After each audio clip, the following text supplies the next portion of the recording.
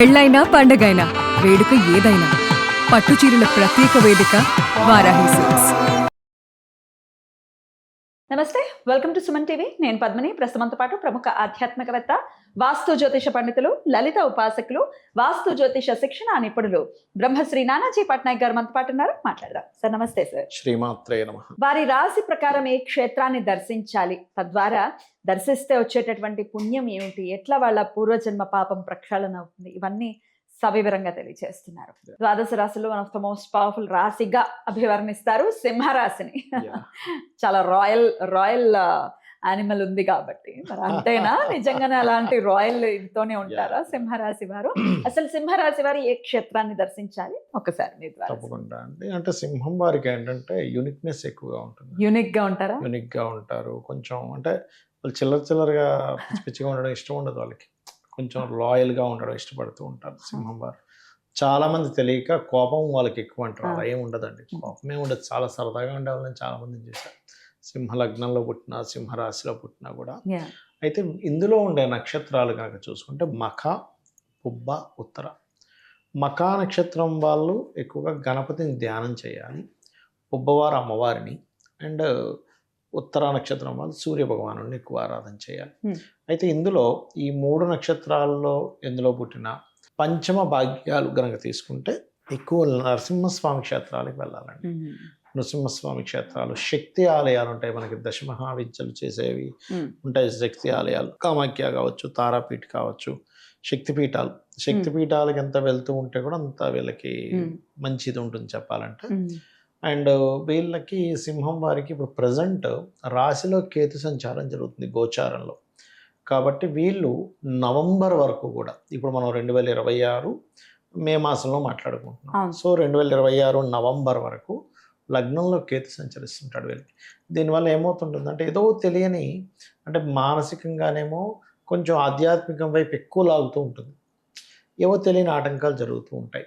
అంటే ఒక క్లారిటీ ఎక్కడో మిస్ అవుతుంటుంది, దేనికోసం అన్వేషణ జరుగుతూ ఉంటుంది ఈ సమయంలో వీరికి. వీళ్ళు ఇప్పుడు కనుక నిద్ర లేస్తూనే గణపతిని తలుచుకొని నిద్ర లేచినట్లయితే ఖచ్చితంగా వీరికి ఇబ్బంది అనేటువంటిది ఉండదు. ఓకే, అద్భుతం సార్. సో ఇట్లా అయితే నక్షత్రాల వారీగా కూడా మీరు చెప్తున్నారు కాబట్టి మూడు నక్షత్రాల వారు ఏ ధ్యానాన్ని చేసుకోవాల్సి ఉంటుంది? ఇందాక నేను చెప్పానుగా, మకాయము గణపతి, పుబ్బాయము అమ్మవారు, ఉత్తరాయము ఈ యొక్క సూర్యభగవాన్ ధ్యానం చేసుకుంటారు. ఇక్కడ ఏంటంటే ఎక్కువగా లక్ష్మీనరసింహస్వామి క్షేత్రాలకు వెళ్ళడం మంచిది. వీరికి ఒక 1 year 3 months తర్వాత భాగ్యంలో శని సంచారం జరుగుతుంది. అష్టమ శని అయిపోద్ది. అష్టమ శనిపై భాగ్యస్థానంలో శని సంచారం జరిగేటప్పుడు వీళ్ళు వెళ్ళే క్షేత్రాలు ఎక్కువగా కాలభైరవ క్షేత్రానికి వెళ్తుండాలి. అప్పుడు ఎక్కువగా నరసింహస్వామి క్షేత్రంతో పాటు ఆ 2.5 years అంటే భాగ్యస్థానంలో శని సంచారం జరిగేటప్పుడు అది వీళ్ళకి చాలా అంటే చాలా మట్టుకు, అంటే ఇది ఎక్కడ తోడ్పడుతుంది అంటే, ఇప్పుడు మీకు గమనిస్తే గనక భాగ్యస్థానంలోదే ఎందుకు వెళ్ళాలి అంటే, దేవతా స్థానంగా జ్యోతిషాస్త్రంలో 9th house చెప్పారు. మనం చూడండి, వీడు భాగ్యవంతుడు రా అంటాం, నిర్భాగ్యవంతుడు అంటాం. అంటే ఏమిటి, భాగ్యస్థానం డిసైడ్స్ ఈ వ్యక్తి భాగ్యవంతుడా కాదా అనేది 9వ భావం అని డిసైడ్ చేస్తుంది. మరి అలాంటప్పుడు మీరు 9th house రిలేటెడ్ సంబంధించిన దేవతా క్షేత్రాలకు కనుక దర్శించుకున్నట్లయితే భాగ్యం మీకు కనెక్ట్ అవుతుంది. అట్లా చూసుకోవాలి. Right sir, right. అయితే ఖచ్చితంగా సింహరాశి వారు లక్ష్మీ నరసింహస్వామి ఆరాధన అనేది ఇంకా జీవిత పర్యంతం కనుక చేసుకుంటే మంచి అభివృద్ధి ఉంటుంది, చాలా మంచి అభివృద్ధి ఉంటుంది, అందులో సందేహం ఏం లేదు. Right sir. అండ్ అంటే వీళ్ళు దత్తాత్రేయుడిని చేసుకోవచ్చు పూజాది కార్యక్రమాలు, కానీ క్షేత్రానికి వెళ్ళేది మాత్రం లక్ష్మీ నరసింహస్వామి. ఇక్కడ హైదరాబాద్ అయితే యాదగిరిగుట్ట చాలా దగ్గరగా యాదగిరిగుట్ట ఉంది, వైజాగ్ సైడ్ అయితే సింహాచలం ఉంది.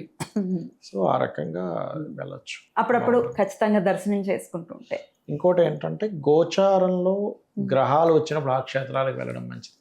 ఏ గ్రహం అయితే వచ్చిందో వాళ్ళ పర్సనల్ చార్ట్లో 9th house లో ఏదైనా గ్రహం ఉంటే ఆ గ్రహానికి సంబంధించిన క్షేత్రానికి వెళ్ళొచ్చు. గోచారంలో ఉన్నప్పుడు ఏంటంటే తాత్కాలికంగా అప్పటి వరకు మీరు పలానా క్షేత్రానికి వెళ్తే బాగుంటుంది. గ్రహం ఉంటే అది లైఫ్ లాంగ్, అధిపతి కూడా లైఫ్ లాంగ్, ఇంకా అట్లా అన్నమాట. చాలా చక్కగా తెలియజేశారు సార్. ఖచ్చితంగా సింహరాశి వారు లక్ష్మీ నరసింహస్వామి అనుగ్రహం చేత పూర్వజన్మ పాపం నుంచి బయటపడి అదృష్ట యోగం వాళ్ళకి కలగాలని మనస్ఫూర్తిగా కోరుకుంటూ నెక్స్ట్ వీడియోలో కన్యా రాశి గురించి తెలుసుకుందాం. Thank you sir. నమస్తే. శ్రీమాత్రే నమః.